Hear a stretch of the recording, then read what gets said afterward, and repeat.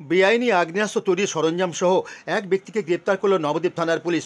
অভিযোগ, নবদ্বীপ ব্লকের মহিষুরা পঞ্চায়েতের মাঝের চড়ায় নিজের বাড়িতে দেশি আগ্নেয়াস্ত্র তৈরি করতেন সঞ্জুর শেখ নামে ধৃত ব্যক্তি। খবর পেয়ে শনিবার বিকেল নাগাদ ওই ব্যক্তিকে গ্রেপ্তার করে নবদ্বীপ থানার পুলিশ। উদ্ধার হয় বেশ কিছু সরঞ্জাম। এদিন সন্ধ্যায় নবদ্বীপ থানার ডিএসপি ডিএনটি এম রহমান ও নবদ্বীপ থানার আইসি জলস্বর তেওয়ারিকে সঙ্গে নিয়ে এক সাংবাদিক সম্মেলনে কৃষ্ণনগর পুলিশ জেলার অতিরিক্ত পুলিশ সুপার গ্রামীণ উত্তম ঘোষ বলেন, ধৃতের কাছ থেকে উদ্ধার হয়েছে এমন কিছু যন্ত্রাংশ যা দেখে পুলিশের অনুমান ওই ব্যক্তি আগ্নেয়াস্ত্র তৈরির সঙ্গে যুক্ত। তিনি জানান, ওই ব্যক্তির বিরুদ্ধে নদিয়ায় 3টি এবং কালনা থানায় একাধিক অভিযোগ আছে। প্রতিটি অভিযোগ প্রায় একই ধরনের। প্রাথমিক তদন্তে মনে করা হচ্ছে ওই ব্যক্তি বেআইনি আগ্নেয়াস্ত্র তৈরির সঙ্গে যুক্ত।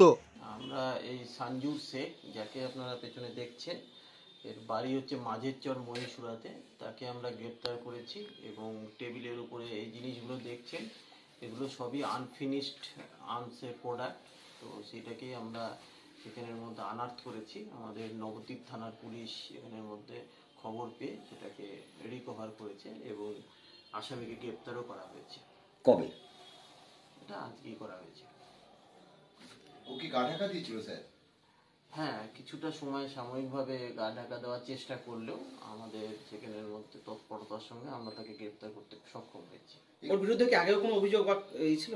হ্যাঁ, আমরা সেখানের মধ্যে ধরা পড়ার পরে আমরা সেটাকে ভেরিফাই করে দেখেছি যে আমাদের থানাতে অন্ততপক্ষে ওর সেখানের মধ্যে 2-3খানা কেস এবং কালনা থানাতেও একটা পার্শ্ববর্তী আমাদের পূর্ব বর্ধমান জেলা আছে, সেখানেও তার এগেনস্টে একটা কেস পাওয়া গেছে।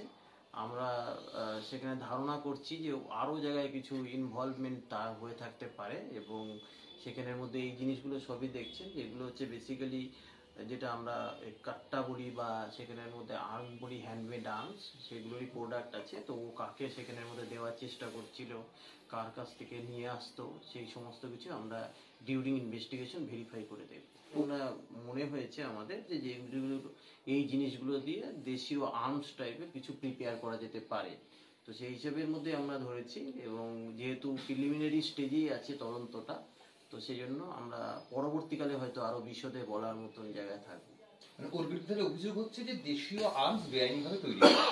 হ্যাঁ, সেখানের মধ্যে আমরা প্রথম অবস্থার মধ্যে আমরা সেটাকে অন্তত পক্ষে পেয়েছি এবং তার বেসিসের মধ্যে অ্যারেস্ট করা হয়েছে এবং সেখানের মধ্যে আমরা রিমান্ডে সেখানের মধ্যে নিয়ে এসে আমরা আরো কিছু সেখানের মধ্যে আনার্ট করতে পারবো বলে আশা করছি। জিজ্ঞাসাবাদ করার প্রয়োজন আছে, তো আমরা সেখানের মধ্যে জিজ্ঞাসাবাদ করেই আপনাদের হয়তো এটা। এর সাথে কোনো যোগসূত্র খুঁজে পেয়েছেন কোথায় এই তথ্যগুলো? না, এখনই তদন্তের স্বার্থে আমরা সমস্তটাই কিছু বলছি না। আমরা সেখানের মধ্যে পেয়েওছি যে কোথা থেকে এই প্রোডাক্ট সেগুলো ও কালেক্ট করতো এবং তারপরে সেখানের মধ্যে ফিনিশড প্রোডাক্ট কোথায় বিক্রি করতো, কিছু কিছু আমরা সেখানের মধ্যে পেয়েছি। আমরা সেটাকে ভেরিফাই করে দেখছি এবং সেটাকে আমরা আশা করছি যে তদন্তের পরবর্তী পর্যায়ে হয়তো আমরা এগুলোকে বের করতে পারবো। সঞ্জু শেখ, আর অ্যাড্রেস কি, মানে মাঝের চর মহিষুরা। এসব আর্মস সেখান থেকেই পাওয়া গিয়েছে।